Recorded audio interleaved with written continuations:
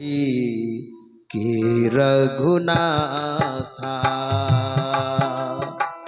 प्रात काल उठी के रघुनाथा मातो पिता गुरु नावहि माथा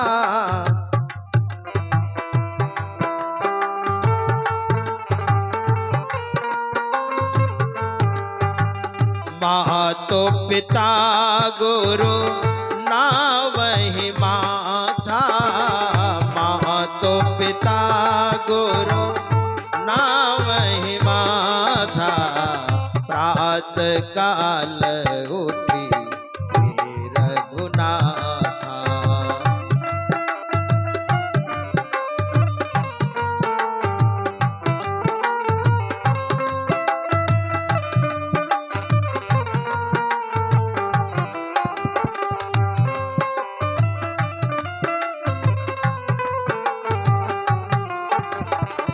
मातो पिता गुरु नावहि माथा मातो पिता गुरु नावहि माथा।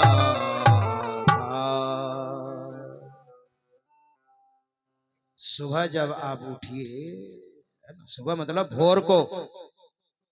भोर को जब आप उठिए तो सबसे पहले अपने हाथ को आप देखिए। कराग्रे लक्ष्मी बसती, हमारे हाथ में लक्ष्मी का निवास है। कराग्रे लक्ष्मी बसती कर मध्य सरस्वती कर मूले तु गोविंद प्रातः कर दर्शनम। कर मतलब हाथ। आज हम दान करेंगे कुछ जरूरतमंदों को, दिव्यांगों को, साधु महात्माओं को, भजनानंदी को, धर्म कार्य में अपनी कमाई का कुछ हम दान करेंगे और जो दान करेंगे 100 गुना और होकर के आपके पास अकाउंट में आ जाएगा। इसलिए सुबह इस तरह की भावना करें आप, आज हम कुछ दान करेंगे, इसलिए हाथ को देखिए। तुलसी कर पर कर करो, देने वाले का हाथ ऊपर, लेने वाले का हाथ नीचे। तुलसी कर पर कर करो, कर तर कर ना करो, और जा दिन कर तर कर करो, ता दिन मरण परो। तुलसी कर पर कर करो, हाथ के ऊपर हाथ करो, लेने वाले का हाथ नीचे और देने वाले का ऊपर, देने का स्वभाव बनाइए। तुलसी कर तर कर ना करो, नीचे नहीं करो, और जा दिन कर तर कर करो, ता दिन मरण परो। कराग्रे लक्ष्मी बसती, हाथ में लक्ष्मी का निवास है। देखिए हाथ को। और सुबह प्रणाम कीजिए उठ करके। आपके घर में सामंजस्य होगा और एक दूसरे के प्रति एक लगाव होगा। छोटे बड़ों को प्रणाम करेंगे और बड़े आपके व्यवहार से कभी नाराज भी हुए हैं ना, और आपने प्रणाम कर लिया तो ना चाहते हुए भी आपका वरद हस्त आगे बढ़ जाएगा आशीर्वाद देने के लिए। आपका वरद हस्त विवश हो जाएगा कि आशीर्वाद हम दें। वहां पर वैमनस्यता रहेगी, विद्रोह रहेगा, झंझट रहेगी, कलमश रहेगा। आपस में एक सद्भावना होगी, आपस में एक प्रेम होगा और आपका घर स्वर्ग हो जाएगा। आपका घर एक उदाहरण हो जाएगा, लोग उदाहरण देंगे। देखिए उस घर को देखिए। छोटे प्रणाम करें बड़ों को और बड़ों का आशीर्वाद हो छोटों पर, है ना। ये शिष्टाचार है और शिष्टाचार के अभाव में ही महाभारत हुआ है।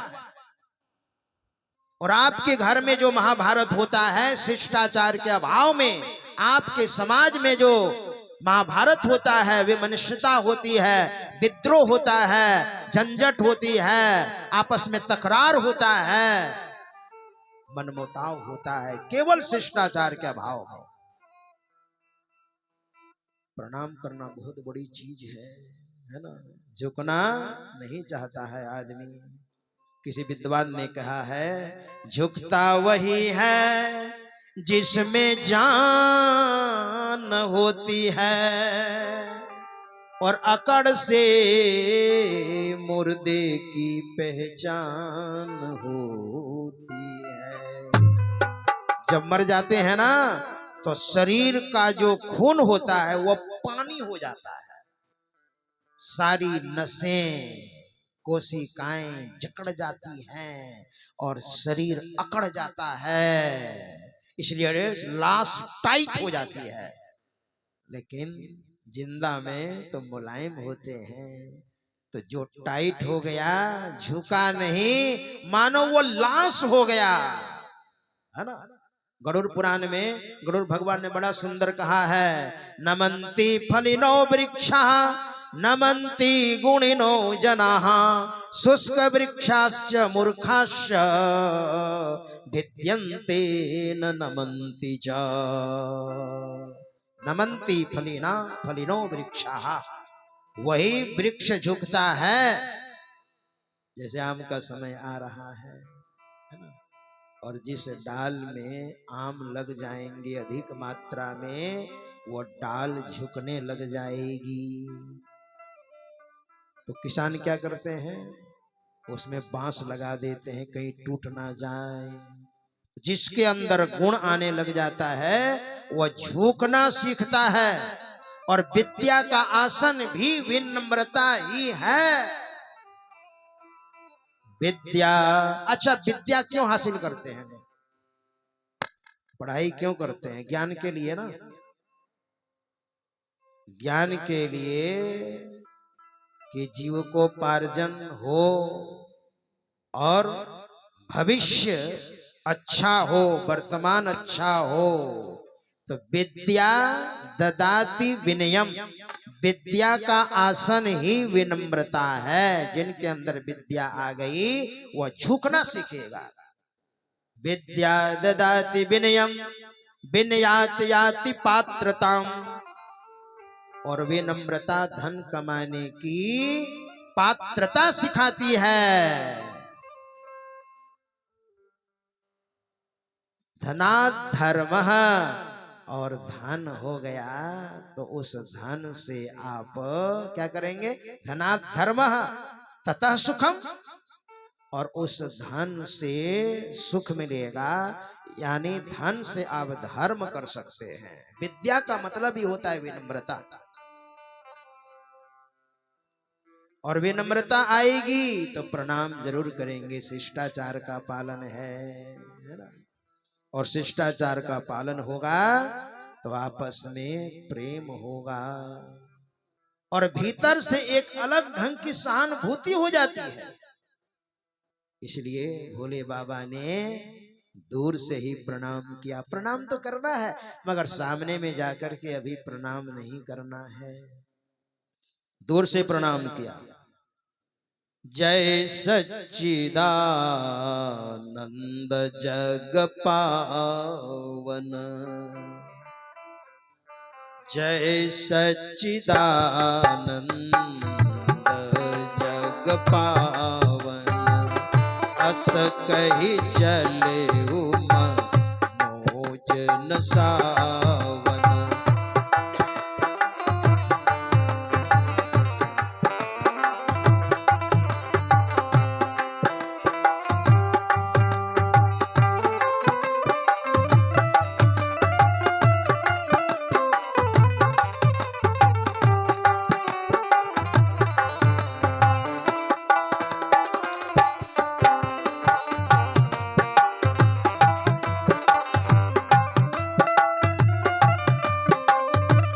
मीठी मीठी तालियां भी बजाएंगे, कहीं आलस न आ जाए।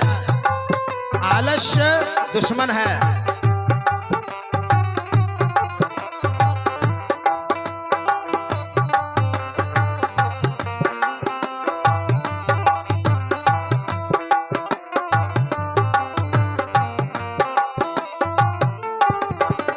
सच्चिदानंद जग पावन, अस कही चले ओ मनोज नसा।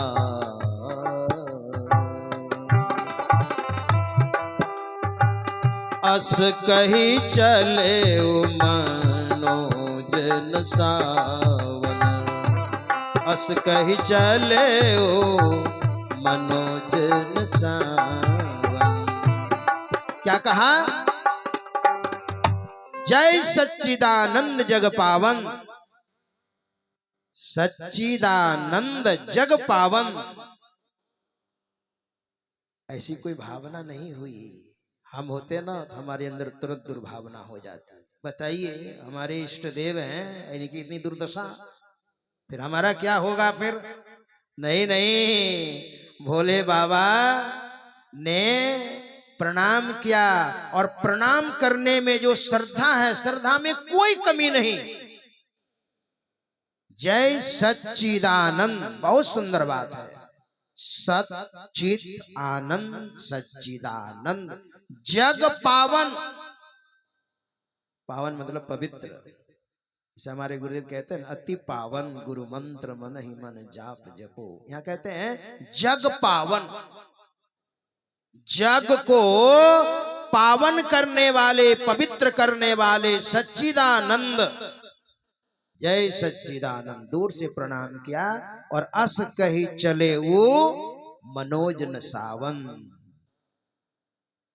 आदि चुपाई कहती है, कामदेव को जलाने वाले भोले बाबा चले, आगे बढ़ गए, क्योंकि सामने में जाकर के प्रणाम करना ठीक नहीं, बिरही वेश में है। लेकिन साथ में रहने वाली सती वो समझ नहीं पाई। उसने क्या कहा? उसने कहा, महाराज आपने किनको प्रणाम किया?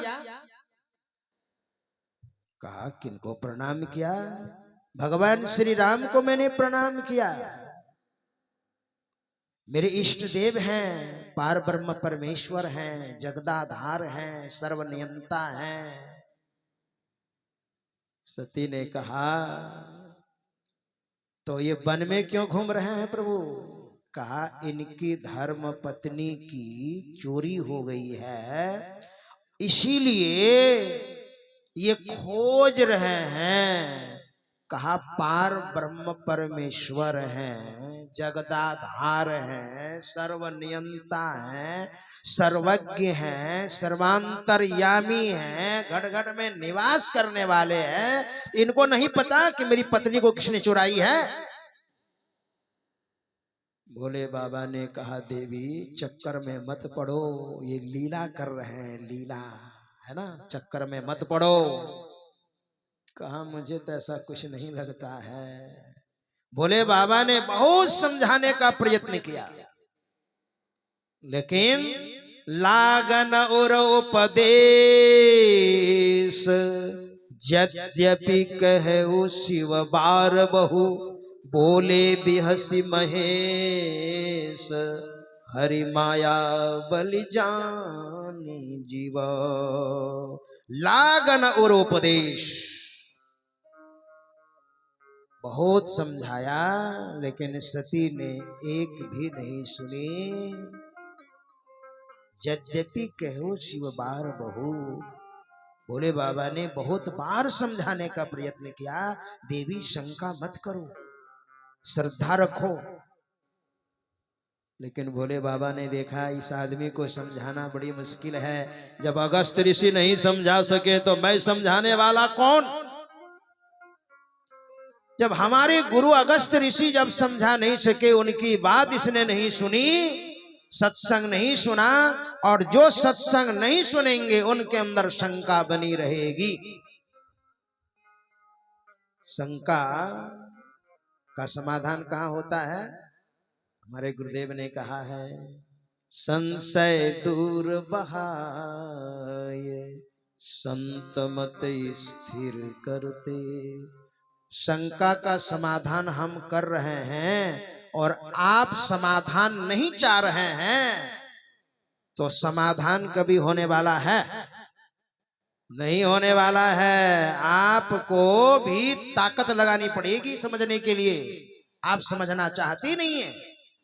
भोले बाबा समझाने का प्रयत्न करते हैं मगर वो नहीं समझती है।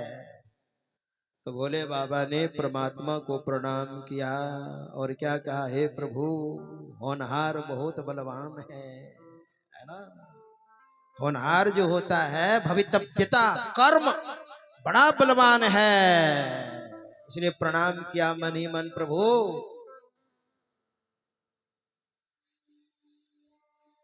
इसलिए भोले बाबा ने ज्यादा दिमाग नहीं लड़ाया। तो भोले बाबा ने कहा, देवी तुमको अगर संशय है, और संशय तो रहेगा ही क्योंकि सत्संग तुमने बढ़िया से नहीं सुना। संशय तब ही होई सब संशय भंगा, जब बहुकाल करिए सत्संगा।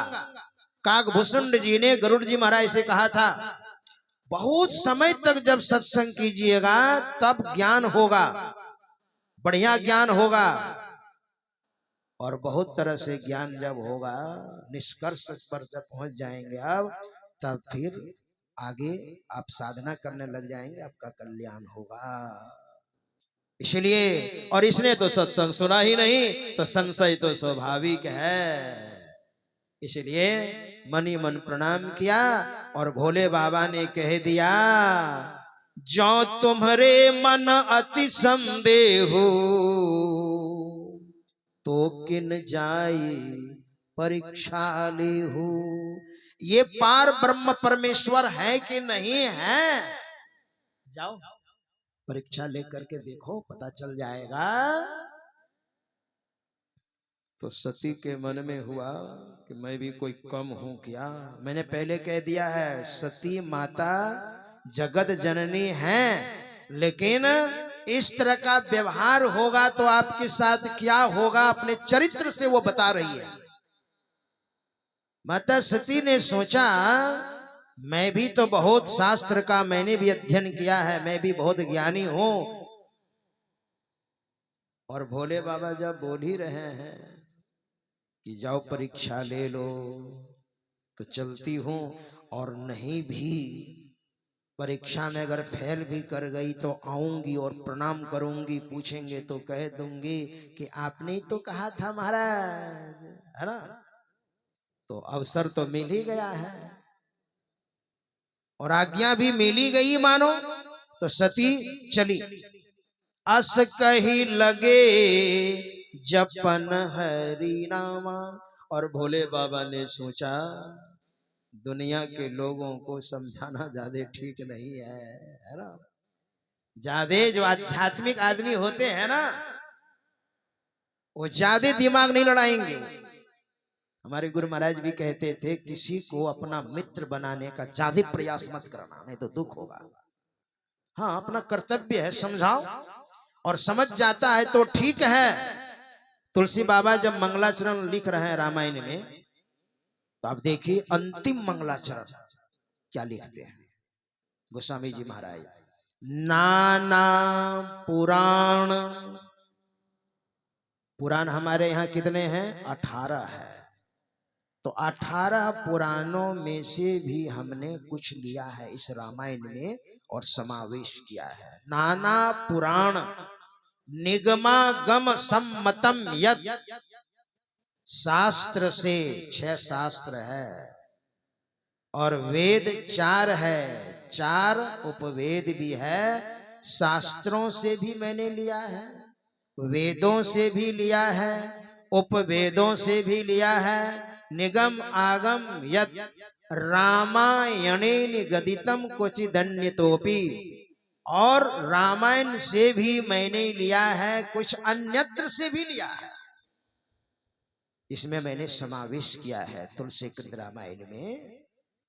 लेकिन आगे क्या कहते हैं तुलसी बाबा, स्वांतः सुखाय तुलसी रघुनाथ गाथा, अपने अंतःकरण के सुख के लिए मैं ये कर रहा हूं।